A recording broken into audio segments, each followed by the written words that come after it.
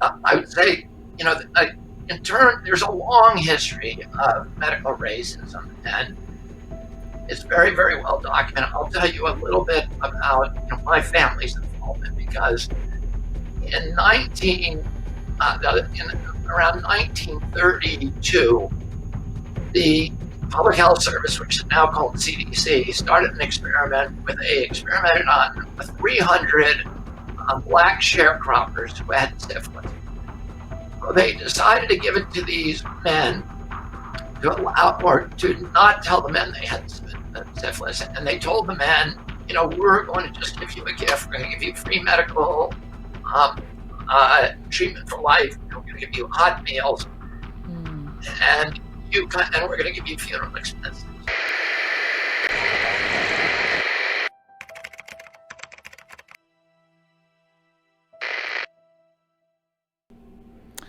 So I'd like to welcome everybody to a very special edition of the Toronto Caribbean newspaper.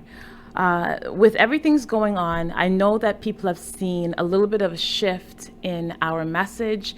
And of course, everything kind of shifted once COVID-19 popped up at the beginning of 2020. So we did stop for a while. And now that we've started back up, we're into our third edition. And as many of you can see, what we have changed is the direction of how we are presenting news.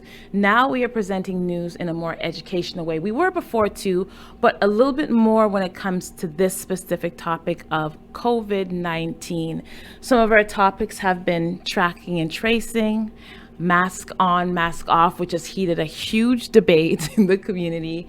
And this week, don't believe the hype, which is all about some of the healthier things that we should be doing that we have not been educated on because, of course, mainstream media is not pushing that. They're pushing everything else, including, which is what our topic is going to be about today, vaccines. So we do have a very special guest, someone who is well versed in this topic. Not everyone really enjoys what he has to say, but one thing this man does have is science to back what he does put out there. So we're going to be going into a little bit more about who I'm bringing on, but let's do a small little bit of research on, history behind vaccines.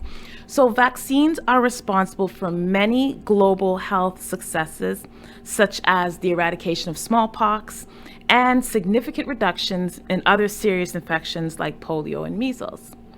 So even so, vaccinations have been the subject of various ethical controversies and conversations. The key ethical debates related to vaccine regulation development are usually around mandates, research and testing, informed consent, and of course, access disparities. So the guest we have today is Mr. Robert Kennedy Jr., who is an environmental lawyer, the president of Waterkeeper Alliance, and the chairman of Children's Health Defense. He has spent the past 15 years advocating for proper safety testing of vaccines. Robert has taken on the role of almost like David when it's coming up against a lot of this media because they are the Goliath. And of course, with the Goliath, they have their views and opinions. And although they do sometimes try to shut him down, he always has a very strong, clear voice, which is, again, backed with scientific evidence. So I would like to welcome to the Toronto Caribbean newspaper, Mr. Robert Kennedy Jr. Welcome. Oh, no sound? Can you speak again, Mr. Kennedy? Testing, 1, 2, 3. We got you. Perfect. So thank you for taking your time to come on today. Again, like I was saying, I really want to highlight some of the work that you've done and kind of your evolution. So I want to start there. Let's tell people about those who do know your fights when it comes to vaccine and anti-vaccine movements. So can you please introduce yourself a little bit and let's talk about your evolution through this vaccine situation. Well, let me start by saying I am not anti-vaccine. People call me anti-vaccine because it's a way of discrediting me or marginalizing me. Yes. I'm not anti-vaccine at all. I want to have safe vaccines. I want vaccines that are tested the way that other medical products have to be tested. Vaccines are the only medical product that are exempt from safety testing. So, and this is an artifact of the CDC's, the Center for Disease Control's legacy as the Public Health Service, which was his predecessor agency. And that agency, the Public Health Service, was a quasi-military agency. And the vaccine program was initially launched as a national security defense against biological attacks on our country. So the regulators wanted, and the military, the Pentagon, wanted to make sure that if the Russians attacked America with anthrax or some other biological agent, that we could quickly formulate a new vaccine and then deploy it to 200 million American civilians with no regulatory impediments. And they said, if we call vaccines a medicine, we're going to have to safety test it because the law requires that medicines have to be safety tested. In fact, they have to undergo the gold standard of safety testing, which is called double-blind placebo testing. And that is, you give 20,000 people the blue pill, 20,000 people an identical pill that looks like the blue pill, but it's sugar. And neither the researchers nor the subjects of the experiment know who got which. That way you avoid opportunities for bias. And then you watch them for 5 years. Why so long? Because a lot of the injuries that you can get from medicine have long diagnostic horizons and they have long incubation periods. For example, cancers may not show up for 5 years. Autism, neurodevelopmental disorders, food allergies, autoimmune disease like diabetes or rheumatoid arthritis or lupus, you may not see them for many years. So you have to watch people for a while. And they said, we don't want to do that with vaccines because it will take so long. But if we call them a medicine, we're going to have to safety test them. So let's call them something else. And that's why vaccines are called biologics, because they named them biologics and then they said, we're going to exempt biologics from safety testing. Of the 72 vaccines now mandated for American children in the United States, not one of them has ever been safety tested against a placebo, which means nobody knows what the risk profile of that product is. Oh, wow. And we, in fact, sued HHS, which is the agency that is in charge of CDC and FDA and NIH and all the other health agencies. And we said, show us a single study that you have ever done, a safety study on vaccines, pre-licensing, and not one of them, they could not show us a single one for any of the vaccines that are currently mandated for all of our children. That's one problem. Nobody can tell you with a scientific certainty whether that vaccine is averting more problems than it's causing. And we have on our website over 1,400 studies, peer-reviewed, published studies, some of them in the weightiest publications, that indicate very clearly that many of the vaccines are actually causing more harms and more deaths, and the disease that they're targeted to prevent prior to the introduction of the vaccine. The other thing people need to know about vaccines is that in the United States, you cannot sue a vaccine company. They have blanket immunity from liability. And Congress gave them this in 1986. And I'll give you a little bit of the history. There was a vaccine. When I was a kid, I got 3 vaccines. My children got 72 vaccines. Wow. And the big change happened in 1989, really, because in 1986, Congress passed the Vaccine Act, giving blanket immunity from liability to vaccine companies. The reason for that is in 1980, CDC recommended a new vaccine, the diphtheria, tetanus, and pertussis vaccine, and gave it to all American children. And that vaccine turned out to be horrendously dangerous. And a lot of Wow. kids died. 1 out of every 300 kids who got it died or suffered brain damage, according to Merck's own in-house studies of the vaccine. And so we banned that vaccine in the late 80s. It's banned in all Western countries. Bill Gates continues to give it to every child in Africa. So 161 million African children receive this horrendously dangerous vaccine every year. And in 2017, the Gates Foundation had never looked at actually whether they were saving more lives or whether they were killing more children. And the Danish government in 2017 funded a massive study to answer that question. And what they found at the end of that study was that girls who received that vaccine had 10 times the death rate of children who did not receive it. So the vaccine is probably killing millions of African children every year.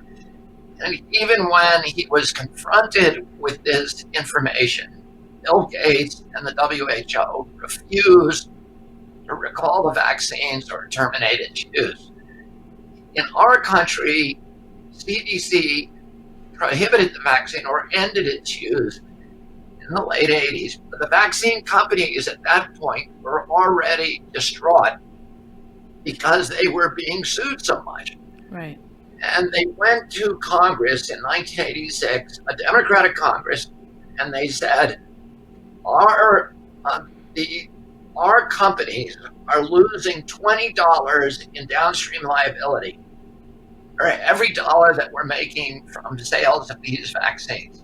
And we are going to leave the market and leave America without a vaccine supply unless you give us blanket immunity from liability. Congress at that time was taking more money from vaccine makers, from pharmaceutical companies, than any other industry, twice what they get from oil and gas, 4 times what they get from defense and aerospace. And so Congress passed the law. Ronald Reagan, a Republican president, signed the law into effect. And the vaccine companies immediately looked around and they said, holy cow, now we've got a product that is immune from the biggest cost for every other medical product, which is downstream liabilities, paying people who you injure with that product. And they said also, this product is particularly advantaged because it's the only medical product that we don't have to safety test. And that saved us about $200 million at the outset on doing that phase 1, phase 2, and phase 3 safety testing. Number 3, there's no marketing and no advertising cost because the product is going to be mandated for 76 million American kids. And there's high margins, and any vaccine that you can get on CDC's recommended schedule represents about $1 billion annually in profits to your company. So there was a gold rush. And they went from the 3 vaccines that I got to the 72 vaccines that my kids got. And many of these vaccines are for illnesses that pose almost no threat to the American public.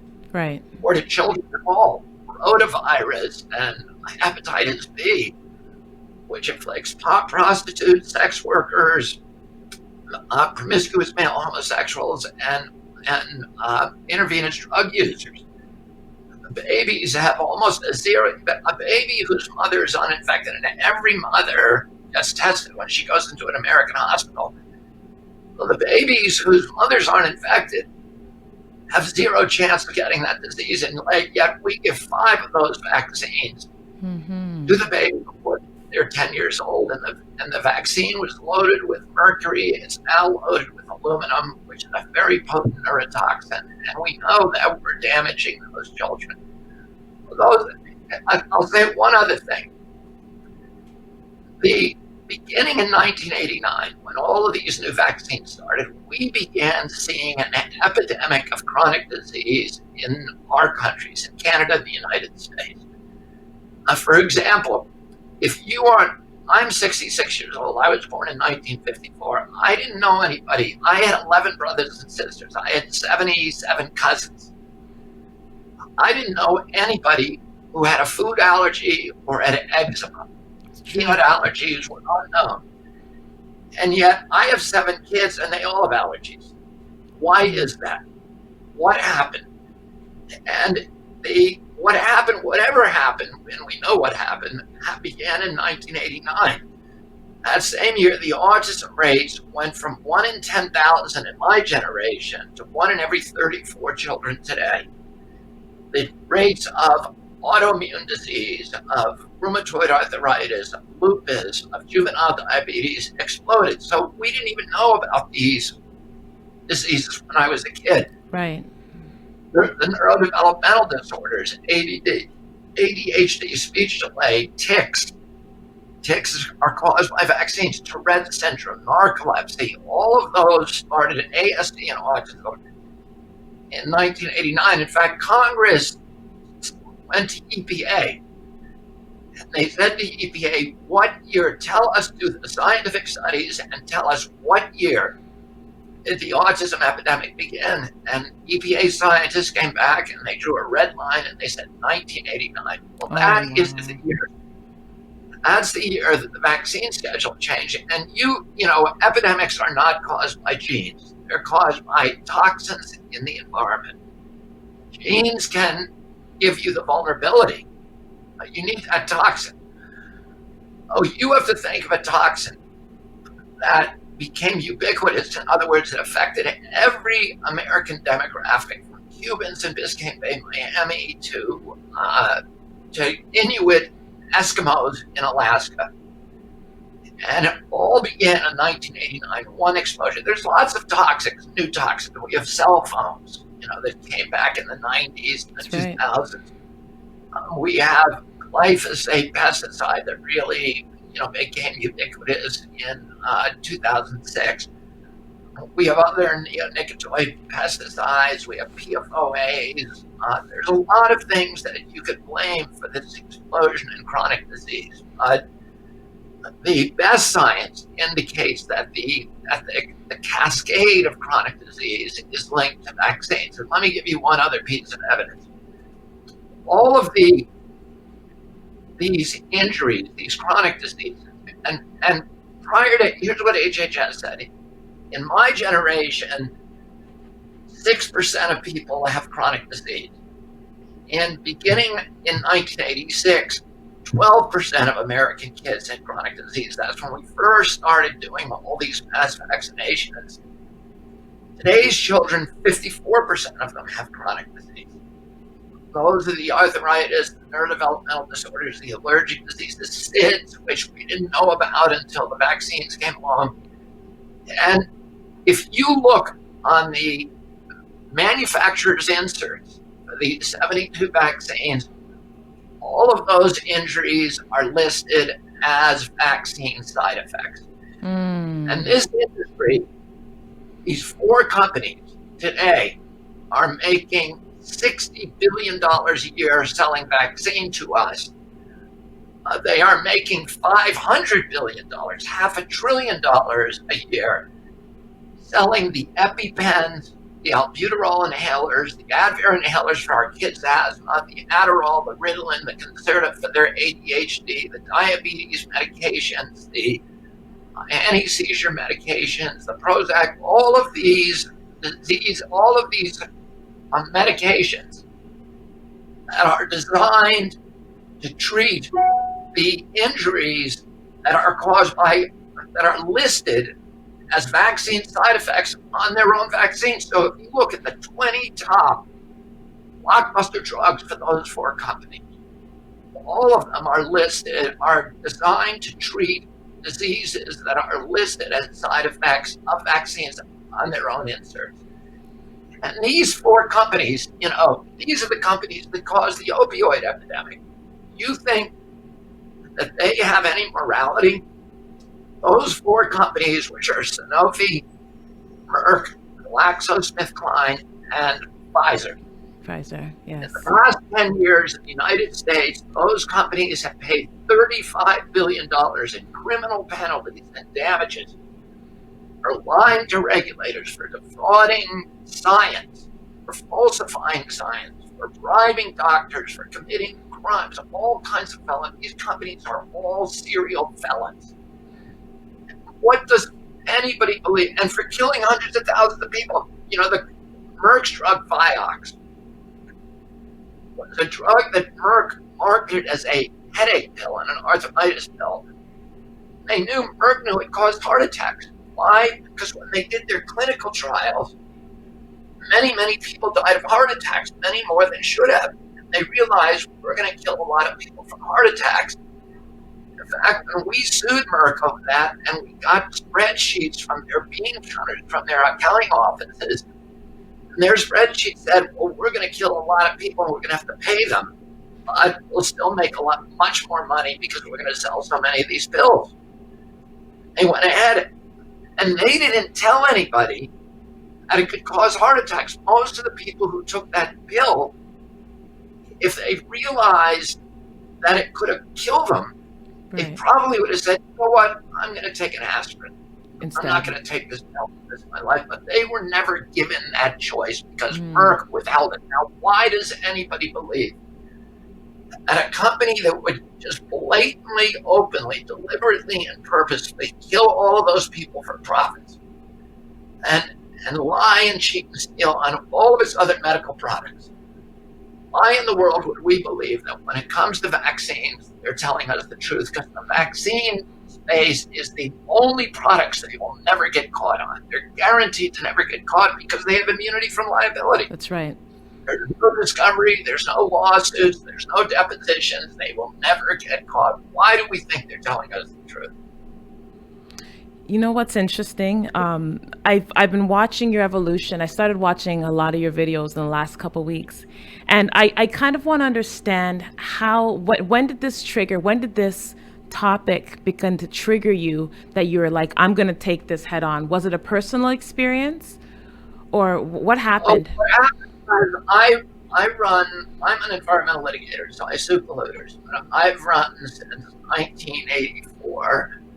The biggest, what was then a small water protection group. I started representing a group of fishermen on the Hudson River, and we had a boat, and we would track down polluters, and we would sue them. We became so successful on the Hudson at restoring the biological integrity of the Hudson rivers. And the Hudson today is the richest waterway in the North Atlantic. It produces more pounds of fish per acre than any other ecosystem in America. It produces more biomass per gallon, and it's the last refuge for many fishes that are going extinct elsewhere. And the miraculous, we started suing polluters on the Hudson. We forced them to spend $5 billion remediating the river.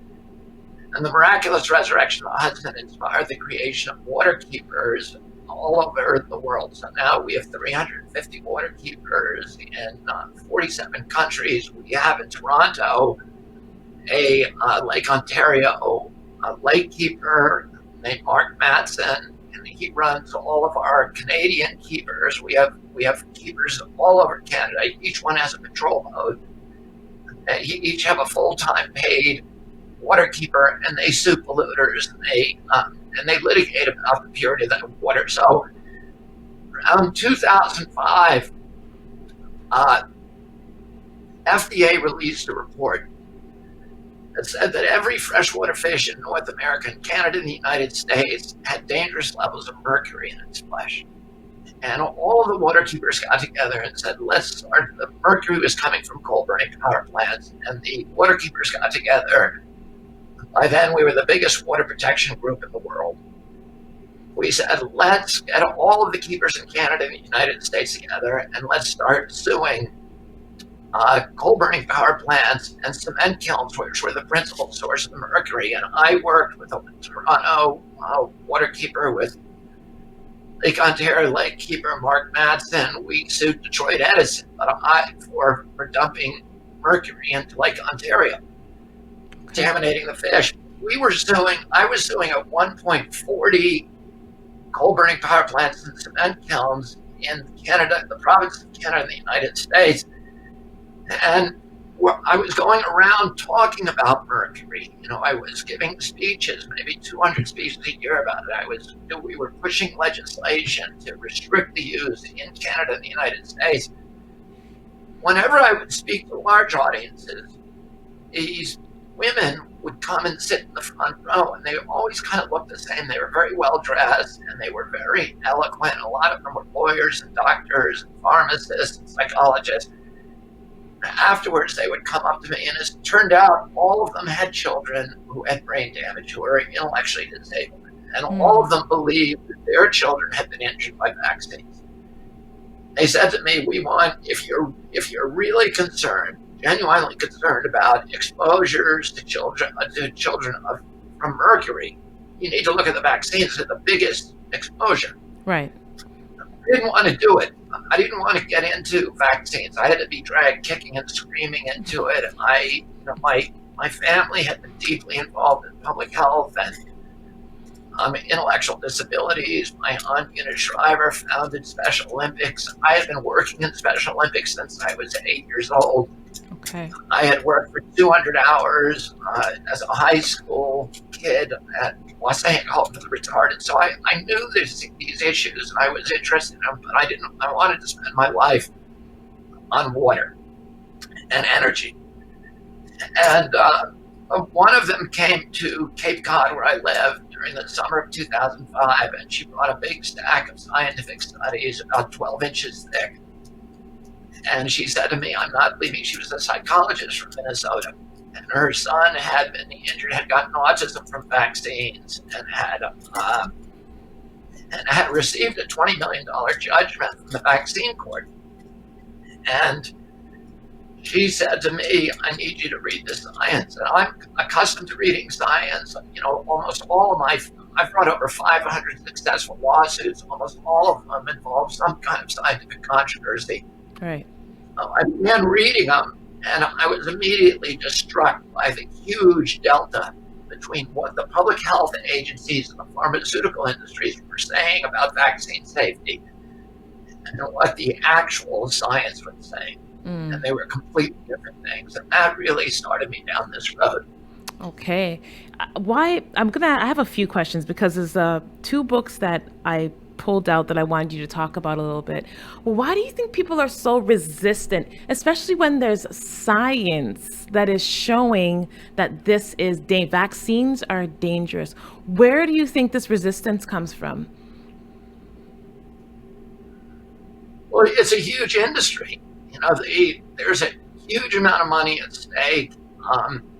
As I said, 60 billion selling vaccines, but $500 billion every year going to these pharmaceutical companies to treat the injuries that are caused by vaccines. Think about this.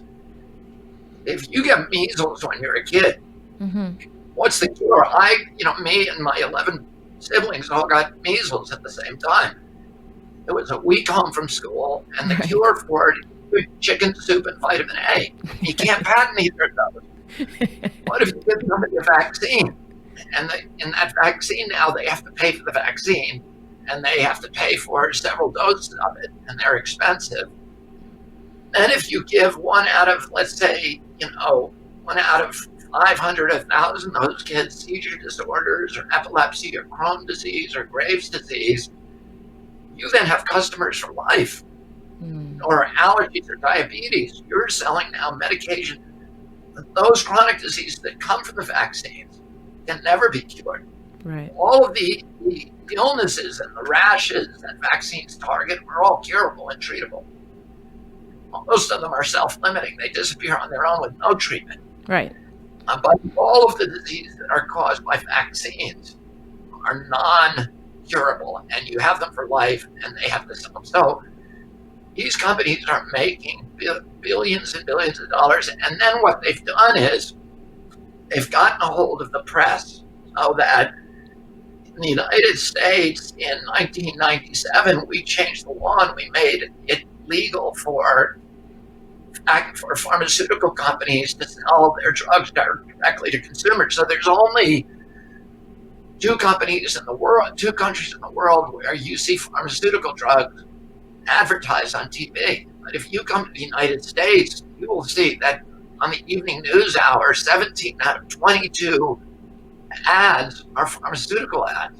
Yeah. And what that means is those companies are not only dictating, they're not only selling ad space, but they're dictating the content of the news, and That's they're right. controlling news because, the advertisers ultimately control it, and they're not going to let those newscasters shatter that orthodoxy. And so, there's so much pharmaceutical money going into Congress. It's the biggest lobbyist by far to the news organizations. They've made it so lawyers can't sue the vaccine companies. They bought the press. All of the institutions in our society that are supposed to stand between a greedy corporation and a vulnerable little child have been removed. Okay. And now these companies are trying to remove the mothers. And I'll say this. The polling shows that the skepticism of vaccines is actually highest in the African American community. And there's good reasons for that, because there's lots and lots of studies that show that African Americans are much more vulnerable to vaccine injury. Right. And why do we think that is? There's a number of reasons that are, we don't know for sure, but we know this. We know that vaccine injury, along with a lot of diseases like COVID, targets people with vitamin D deficiencies. Mm-hmm. You'll notice that about 95% of the people who have died from COVID are vitamin D deficient. And that may be one of the reasons that it is attacking disproportionately African Americans, because virtually every African American is vitamin D deficient. That's Because right. white people make vitamin D in their skin from the sunshine, and Africans, people of African descent, because they have so much melanin in their skin, they are not good at making vitamin D. That's So right. you mentioned at the beginning what people can do to actually bolster their immune system. I mean, the best vaccine, FDA is now saying that they're going to allow vaccine makers to give us vaccines that are 30% to 50% efficacious. Well, I can tell you a vaccine that is 99.8% efficacious, that will prevent death in 99.8% of cases. It's called the human immune system. It's 99.8% of us, if we're exposed to COVID, are not going to die. And today that number is actually much larger, but you can bolster your chances. You can do that by getting into the sunlight, by taking vitamin C, by taking vitamin A, by taking liposomal vitamin C, by boosting your glutathione. There's a product called ProImmune that's very good at that. By taking zinc. Yes. And the people who have those things in their system and have strong immune systems, generally speaking, are not affected by COVID or recover very quickly. And I think probably that's what we ought to be focusing on, and focusing on therapeutic drugs and treatments of COVID, rather than just putting all of our focus on the vaccine, because the vaccine is looking like it's less and less of a chance. The other reason is African Americans have higher testosterone than Caucasians. And testosterone amplifies the neurotoxicity, particularly of mercury. And estrogen tends to wrap the mercury molecule and protect the female brain. That's why you see that the people that autism and these other neurodevelopmental disorders like ADD, ADHD, speech delay, tics, that they are pronounced in male populations. That's true. In fact, 4-to-1 or 5-to-1 is male populations. That's because of the role of testosterone. And the girls that tend to get those neurodevelopmental disorders tend to be high testosterone girls. And if you look at them, a lot of them are very boyish looking. Girls with autism or these other, disorders. We've seen with the Gardasil vaccine, the girls who get really badly injured are the very, very athletic girls. Okay. Disproportionately. And that is anecdotal. That's not science-based, but it is something that is widely observed. And that may be one of the reasons. It may have to do with testosterone production. And then some of the injuries, the disproportionate vulnerability of African Americans is it may be cultural and it may be dietary and it may be just, socioeconomic that Yeah.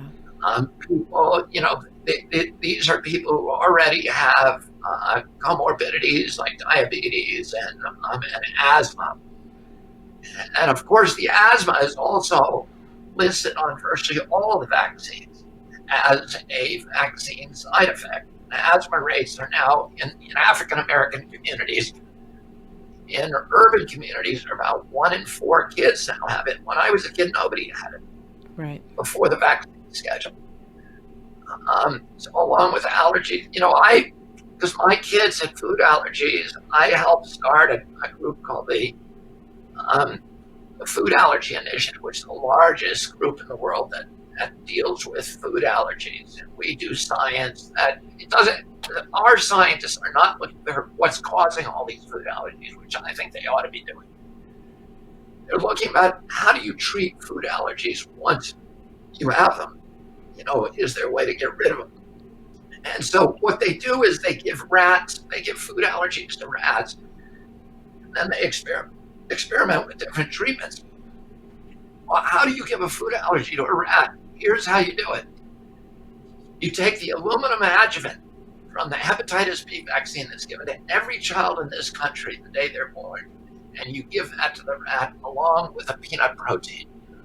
Or if you want to give them a soy allergy, to a soy protein, or a milk allergy to a dairy protein, or a latex allergy to a latex protein. What we found is that if you give that rat that aluminum adjuvant that's in the vaccine, and there happens to be a Timothy weed outbreak the week that he gets that vaccine, that rat will now have a lifetime allergy to Timothy weed. And we believe that that's one of the reasons that vaccinated children have 30 times the rate of allergic rhinitis as unvaccinated kids. The CDC refuses to do studies that compare health outcomes in vaccinated kids versus unvaccinated kids, but we have found about 60 of them on the internet, and people who listen to this show who are interested in this issue should go to our website, childrenshealthdefense.org. We have 1,400 studies there. We have a lot of studies on allergies and on these, other issues. We have 60 studies on there, and we've made them very easy for people to read and to browse through. That show that vaccinated kids inevitably are much sicker than unvaccinated kids. They have 10 times the special education rates. They have many, many times the asthma. They have 3 to 4 times the diabetes. They have 1,100% the risk of autism, and on. If you look at hospitalizations, emergency room visits, particularly earaches and eczema and food allergies, are all associated in the scientific literature with vaccines. Oh gosh.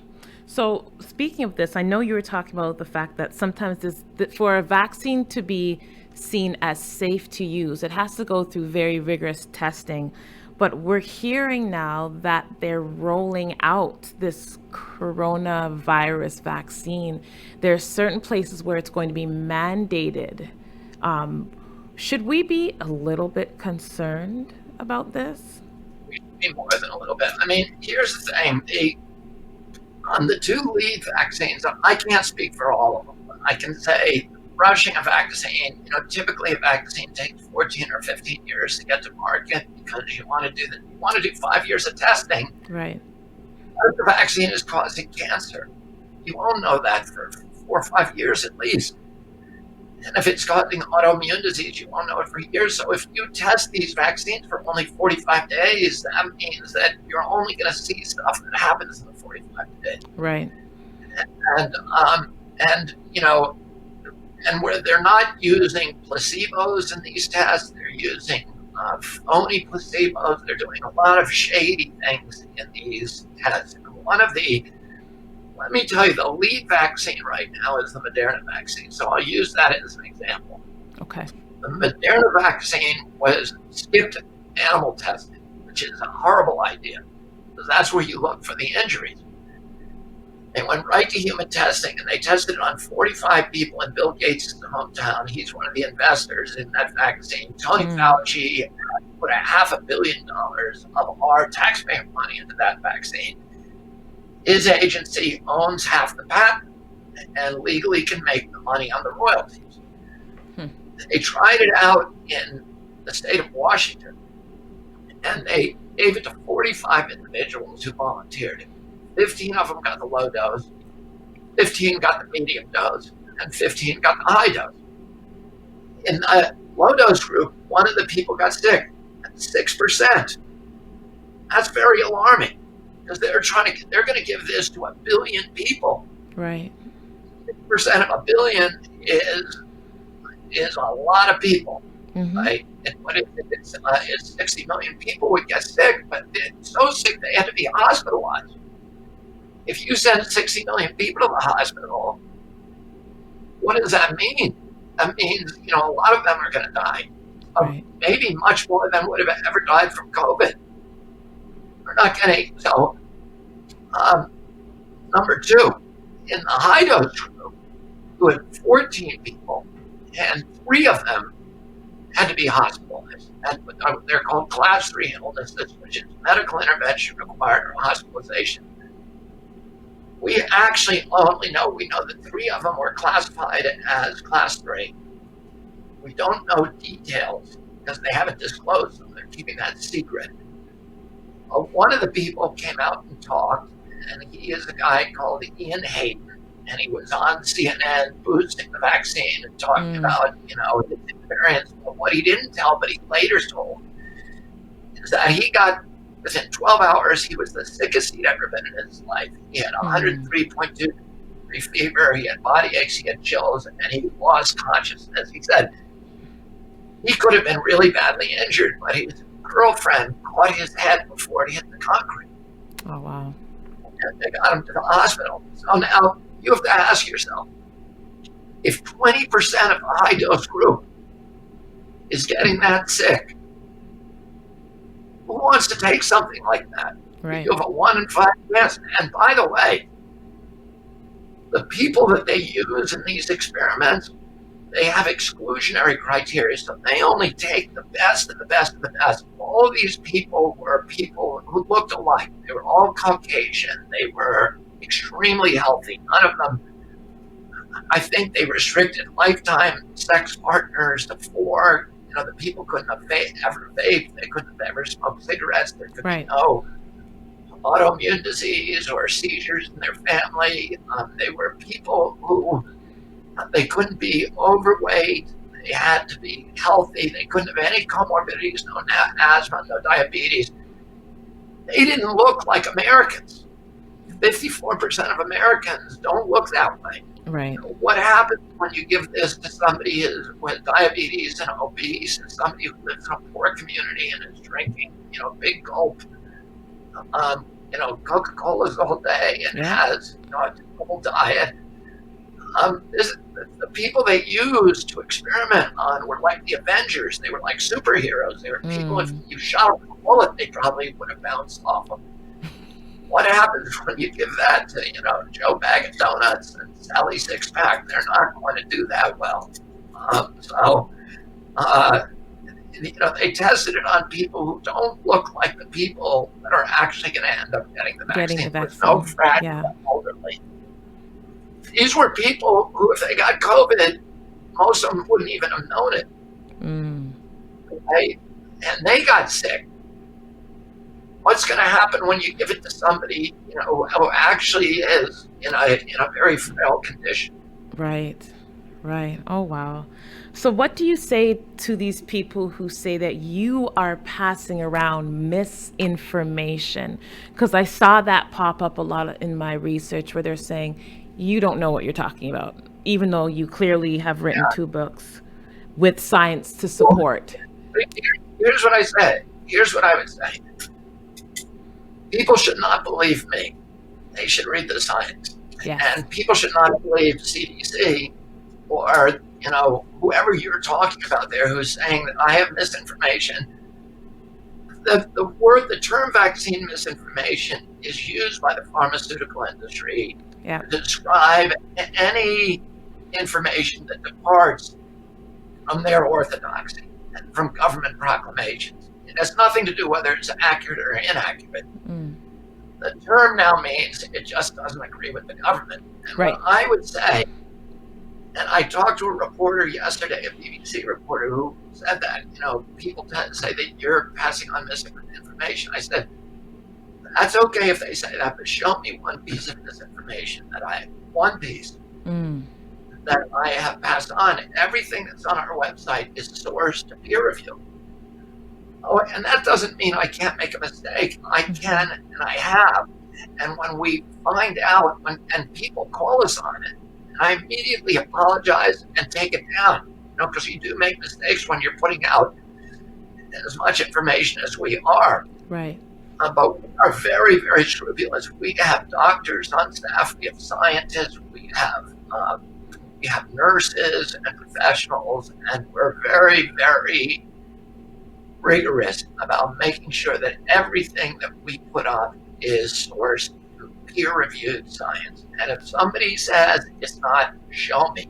You can't just say Robert Kennedy has misinformation.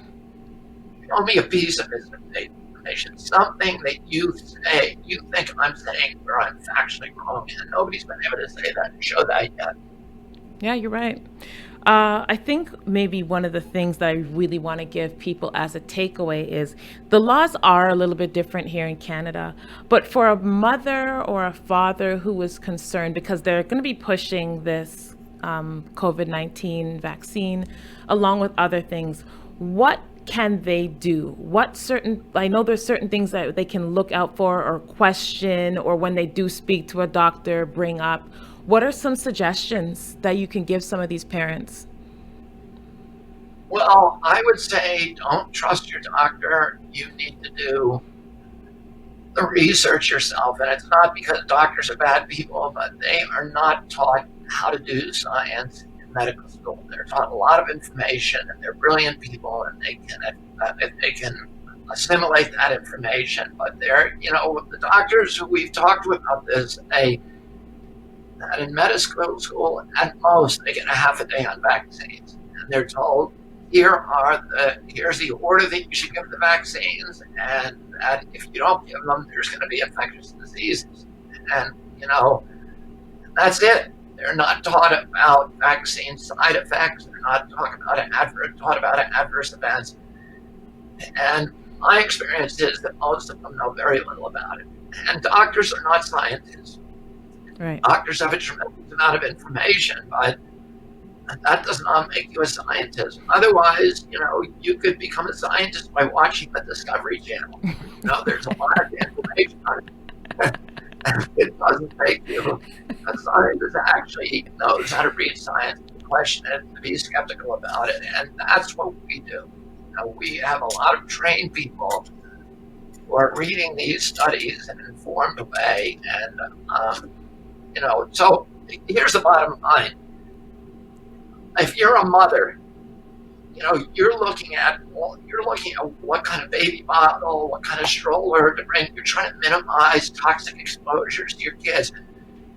You're buying organic food. But the one place where you're not questioning maybe is what's in that vaccine. Yes. You go to your doctor, say, I want to see the insert. Tell me what the ingredients are. Read me all of the potential side effects. And you can start there. But do the research yourself. Don't trust anybody. Like I said, don't trust me, but also don't trust CDC and don't trust your doctor. I'm not taking money from pharma, and they are. A pediatrician makes about 50% of their money from vaccines, typically. Right. And so they're making money on it in a lot of different ways. And you need to be. That doesn't mean they're bad people, and it doesn't mean that they're bought or compromised, but it doesn't mean they can be, and that you need to do the if you're a good mother, you'll do the research yourself, and you can start at our website, which is Children's Health Defense. and go there and read about the individual vaccines that you're about to give your kids. Don't let them give you a whole battery of vaccines on the same day. I mean, I wish I could go back in time now. I really do. I gave my kids every vaccine that was recommended, and I'd do anything now to go back in time. So you had mentioned something and you brought it up, and I do want to go back to it, maybe to close up a little bit. You're talking about medical biases. So you said, first of all, don't trust your doctor necessarily. Just don't take his word or her word for it. But what about some of these medical biases? Let's talk about that for a second, because maybe that might be something that people need to be aware of, especially in the African Caribbean community. Well, first of all, just poor people are more vulnerable to vaccine injury and to also kind of medical bullying, because if you're an 18 or 17-year-old mom and you're pregnant and you go to your local clinic and he most of the time a lot of those doctors won't even ask you, won't spend any time talking to you about the dangers of the vaccine. They just say, here's what you do and take it. Right. That mother is going to be scared to do anything. She's going to be scared that if she doesn't take that vaccine, she's going to be expelled from the practice, that, a lot of different things. So she's more susceptible to bullying on the vaccines that they send to those clinics, on the really low quality vaccines. A lot of them have huge mercury doses in them, particularly the flu vaccine. And they're giving that to pregnant women. I would tell you this, there is no vaccine that has been safety tested on pregnant women, not a single one. Not the DTaP, not the vitamin K, not the hepatitis B, not the flu shot. And I would not take a vaccine if I were pregnant at all, because none of them have been safety tested. So, let's start there. The hepatitis B vaccine that you had, that they'll try to give your kid the first day, I would say ask your doctor why you need this vaccine, unless you think that the vaccine only lasts 2 years and then they're going to give you another. The only way your baby can get that is from having sex with a sex worker, having promiscuous homosexual sex, and being an intravenous drug addict. If you think that your child, is probably not going to do any of those things during their first 10 years of life, or even 2 years, then don't give them the vaccine, because they don't need it. Now, I would say, in turn, there's a long history of medical racism, and it's very, very well documented. I'll tell you a little bit about my family's involvement, because around 1932, the Public Health Service, which is now called CDC, started an experiment where they experimented on 300 black sharecroppers who had syphilis. Yes. They wanted to see, this of course is called the Tuskegee experiment, they wanted to see what happened when you let syphilis run its course, how long people would live, because for many years, for hundreds of years, they've been treating syphilis with mercury and other very powerful drugs, and they didn't know whether the early deaths they were seeing were coming from those drugs or whether they were coming from the disease. And the other, there was a lot of neurological problems that people with syphilis had, but they thought maybe it's coming from the mercury in the medications we give them, or the other very powerful medications, and let's see what happens. So they decided to give it to these men, to allow, or to not tell the men they had syphilis, and they told the men, we're going to just give you a gift. We're going to give you free medical treatment for life. We're going to give you hot meals, and we're going to give you funeral expenses. And they persuaded these men who were dirt poor to come to them. Now, when World War II happened, most of those men tried to join the military, but if you join the military, you got to get syphilis tested. And the CDC didn't want these men to get syphilis tested because they were part of the experiment. So they went to the army and they said, don't allow any of these men in. And that's what happened. In 1947, when antibiotics, penicillin, were invented, which cured syphilis overnight, They made sure that none of these men received the antibiotics. Right. And then in 1970, there was an African-American CDC worker who found out about this experiment, and he went crazy. His name was Peter Buxton. He went to CDC, he complained, and CDC tried to silence him. And eventually, he went to my uncle's office on Capitol Hill, to Senator Ted Kennedy's office, and he showed Teddy what he knew. And Teddy was out of his mind. And he called the hearings on Capitol Hill in '72, and he shut down the Tuskegee experiment. And CDC promised that it would never happen again. But then in 1989, CDC conducted a secret experiment on blacks in South Central Los Angeles. They were testing a measles vaccine that was supercharged. They only wanted to test it on black people, so they tested it in Ghana, in Cameroon, in Haiti, and South Central Los Angeles. And they killed so many girls in Africa with this vaccine that finally, 2 years later, they terminated the experiment. But they didn't tell any of the Black Americans that they were giving this vaccine to that it was killing people or that it was experimental. And then, again, they got caught in '96. They confessed, and they said, we're never going to do it again. But what we didn't know, 3 years later, they conducted CDC, was trying to look at whether vaccines were causing autism. And they took their chief scientist, who was named William Thompson, and his boss, Frank DiStefano, and 4 other of the top CDC researchers. And they looked at all of the medical records for children, the vaccine records, and the autism reports for children in Georgia. And they thought they wouldn't see a signal, but they did. And they saw a very strong signal for African-American boys. And they looked at boys who had gotten the MMR vaccine, the measles, mumps, and rubella vaccine on time. They compared them to children who didn't get them on time. In other words, they waited or they didn't get them at all. And what they found that there was a 350% greater chance of getting autism for black boys if they took the vaccine on time. And when they found that and they disclosed that to CDC bosses, their boss, who was the head of the Immunization Safety Office, a man named Frank DiStefano, called all of the researchers, told them to get all of their information on the black boys, bring them to a conference room in CDC headquarters in Atlanta.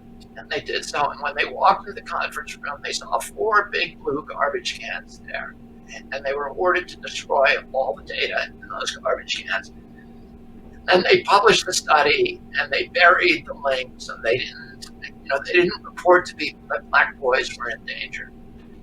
And since that date, 350,000 black boys have been diagnosed with autism in our country. And those diagnoses, there's a good chance they could have been avoided. William Thompson, that senior scientist, a few years later in 2014, he attempted suicide. And it failed. But then he came forward and he said, I cannot live with what I've done. And he confessed to it. And he gave a deposition to Congress, and he gave a full confession to a guy, another scientist called Brian Hooker, which Hooker recorded.